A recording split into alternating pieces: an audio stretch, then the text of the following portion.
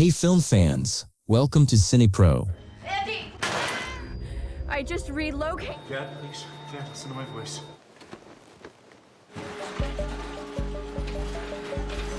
Your ultimate hub for all movie recaps, for heartwarming classics to the latest blockbusters. Our film The Discovery begins with a television interview with a prominent scientist named Dr. Harbour, who has been working for 40 years to prove just one theory: the existence of another life or another level of existence after death. Harbour is confident in every word he says during the interview with the famous journalist he agreed to appear with, who asks him why it took him 6 months to respond to their request for the interview, especially since in that period more than 1 million people committed suicide because they believed in his theory. She also asks him if he considers himself responsible for these suicides. Harbour assures her that he is confident in the validity of his theory, and that he has actually discovered that a large part of the subconscious moves to another life after a person dies, and this is through the device he invented, which can, through weight, measure the movement of the subconscious to different places. He agreed with more than one scientist on the validity of his theory, but this does not mean he is responsible for anyone's suicide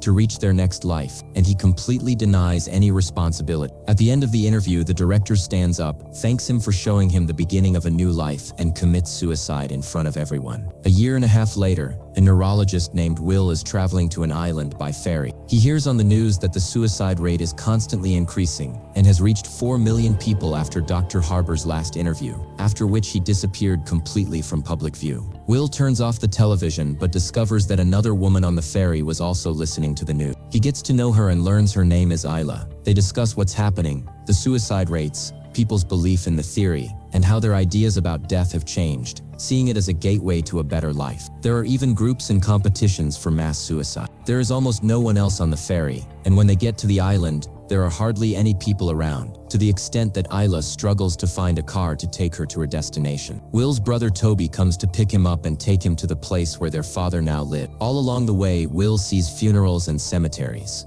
When they arrive, Will is shocked because the place is a huge building that used to be a youth camp. Their father bought it after all the young people committed suicide. Many people who failed in their suicide attempts live there, and their father tries to make them feel that their lives have value. He supervises them, and they work with him. Will's father is Dr. Harbour himself, who lives there with many scientists and doctors, trying to find a way to prove his theory to people. They are constantly experimenting with a device on many people, stopping their hearts for a few seconds, and then reviving them to monitor the subconscious wave indicator. Will is upset and confronts his brother, believing what their father is doing is wrong. They spend the year discussing the theory, and their father says that in a few days he will be able to prove the validity of his theory to Will and everyone else. Will goes for a walk by the sea and sees Isla walking into the water with a heavy bag to drown herself and commit suicide, but he saves her in time. After he pulls her out of the water, she gets angry at him, telling him he had no right to interfere in her life and plans,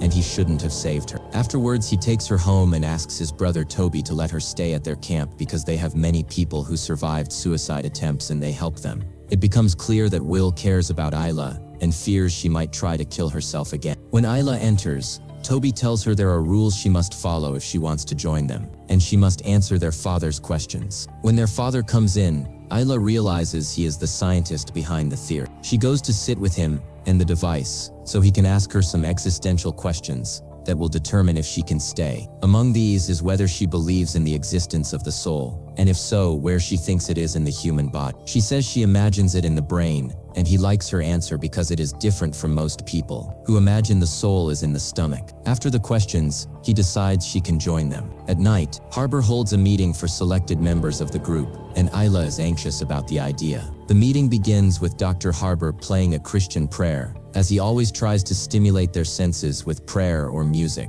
to touch their souls and help them appreciate what they are doing. He asks them to transfer their subconscious to another place, then presents his invention, the device that can show them images of the places and movement of the subconscious, so they can see what another life looks like. Will still does not believe in what his father is doing, as his mother committed suicide because Harbour neglected her, even on their wedding anniversary, due to his obsession with his theories, which might be wrong. He is surprised by Isla's involvement and belief in what his father is doing. After the meeting, Isla tells him that just because his father's behavior seems strange, doesn't mean it's wrong, and she feels he's right and credible. But all Will can think about is what will happen to the world if what his father is trying to prove turns out to be true, and the existence of another life is confirmed. He fears the consequences could be worse than what the world has already reached. That night, Toby comes to Will and asks him to go with him to their father's office. Isla sees them and joins them. They discuss the device their father invented, and Will, as a doctor, says that if they try the experiment on a person by stopping their heart for a few seconds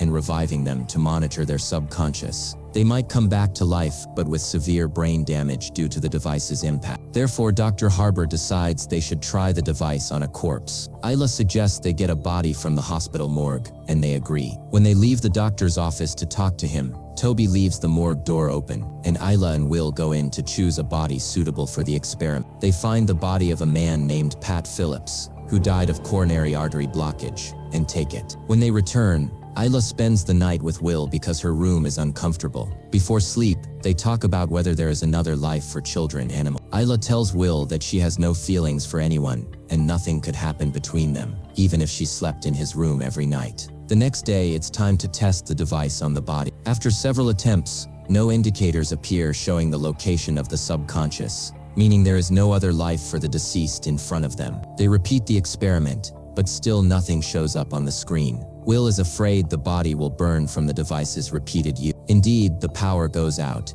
and Dr. Harbour and the team leave, very disappointed. After a while, Will enters and tries the device again, and strangely, he sees on the screen the location of the subconscious of the body in front of him, meaning he is now living another life after his death. He records what appears on the screen shows a rainy road with a person driving his car, and it turns out to be the same person in front of them, until the person enters the hospital and goes into the emergency room. There, he sees a woman blaming him for his lack of sense of responsibility, and Will says he saw and heard all of this, and turns off the device when he feels that his father, Dr. Harbour, is coming in to try again. But Will tells him that if he tries again, the body will burn because he is terrified of the success of the device that revealed there is another life we live after death. The next day, they take the body to get rid of it, and Harper asks them to find another body for the experiment. After Will and Ayla get rid of the body, Will tries to search for the emergency hospital that Phillips went to after he died, which he saw in the video from his subconscious. He actually finds it near him and goes there, trying to enter the room that Phillips was about to enter but finds it blocked. When he asks one of the workers if there was ever a corridor with rooms there, the worker tells him there was indeed a corridor, but there were renovations and rebuilding more than 10 years ago, and the corridor was closed. Will is very surprised. If what the device revealed is another life after death, why is this thing in the past? He suspects the device is for memory retrieval, even though she is the oldest among them.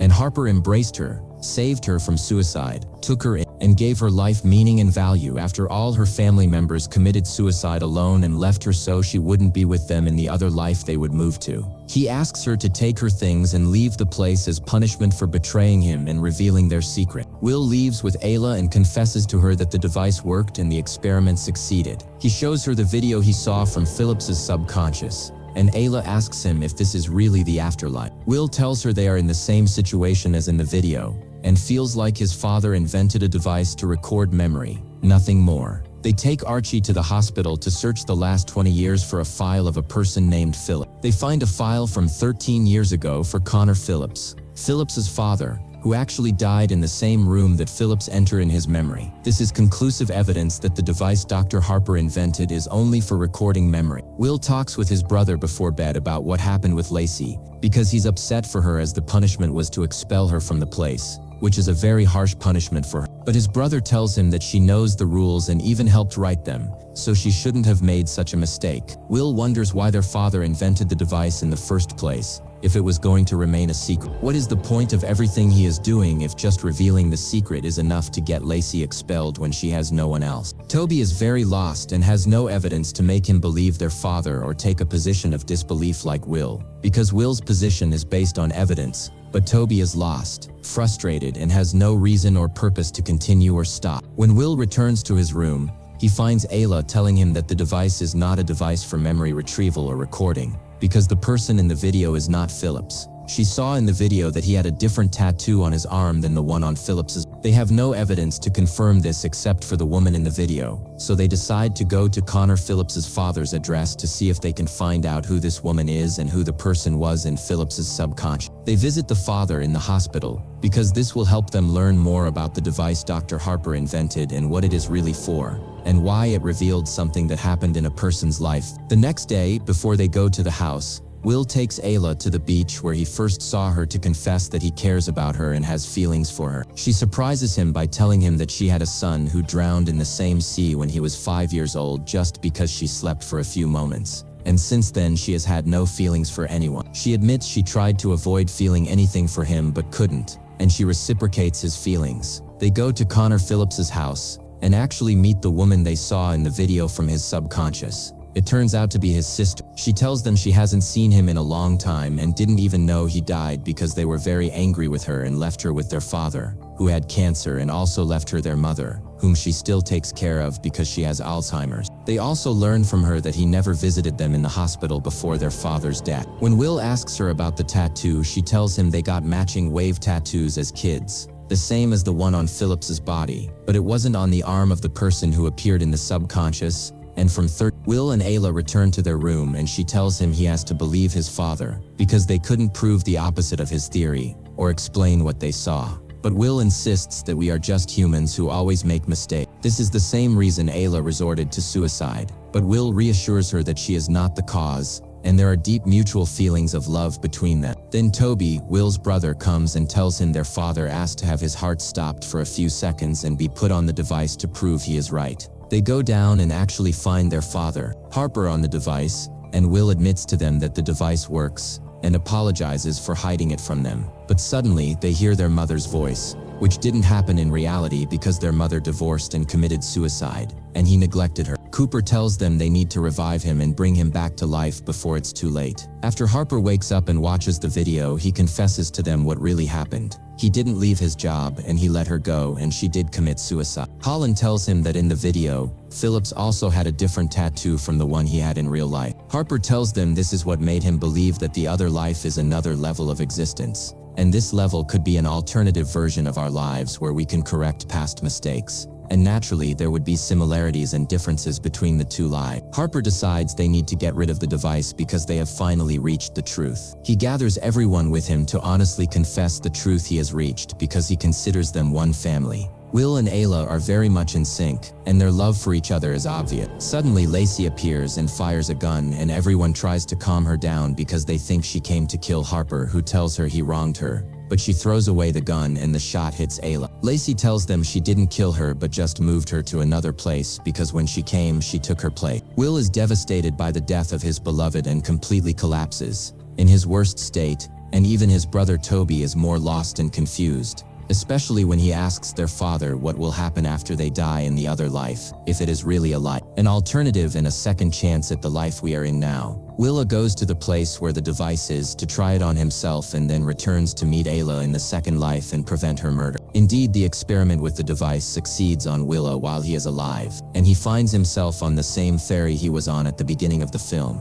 He calls out to Ayla, finds her and tells her that he must prevent her murder and that she must stay alive with him. He is very emotional because he doesn't understand why he is back on the ferry again in the first place. Ayla calms him down and tells him that he won't be able to do that because this is now his memory, and she is just a part of it, and he won't be able to prevent her murder here. This life repeats for him from the very first day of his existence on the ferry every time. That is, every time he dies, he will start his next life after death from his existence on the ferry, and each time he won't remember anything about the life he lived before. This explains why he told her he felt he knew her when he first spoke to her at the beginning of the movie, and she confirms to him that this is what actually happened, but in a previous life that he won't remember the details of. Ayla tells him that she won't get off the ferry, but he will decide not to go to the Pope and return to his apartment. And the next day he will hear news of her death, drowned in the sea. He will continue his life normally because he has forgotten her, and all he might feel for a period is that he could have prevented her suicide or death if she had gotten off with him and become his friend. She tells him that he will live a normal life until he dies again, and then a new life will begin, starting with his presence on the ferry here, and he will not remember her or what was between them in his previous life. At that time, his brother Baba and Harper are trying to revive him because his heart stopped. He tells her it's not a problem if he dies because he will come back to her here again. She tells him that if he dies, he will go to another life, not come back to see her on the ferry and remember her. Because right now he is alive and this is just a part of his memory. He actually dies and Baba and his brother don't manage to save him. The next life he lives after his real death is a very normal life. He meets Ayla's son, plays on the beach, and even saves him when he is about to drown. He sees Ayla, his mother, and she thanks him for saving her son, takes him, and leaves. They can't remember anything about each other from their previous life, and he leaves as well, but he feels deep down that he has seen her before. The whole story is about previous lives or the last level of existence that Harper discovered, which is not a second chance at the first life, nor a replacement for it. Yes, it may be similar to it, but not with the same opportunities, because opportunities come only once in each life and are not repeated. If you liked today's video, don't forget to like, subscribe to the channel, and activate the bell to receive all new updates. See you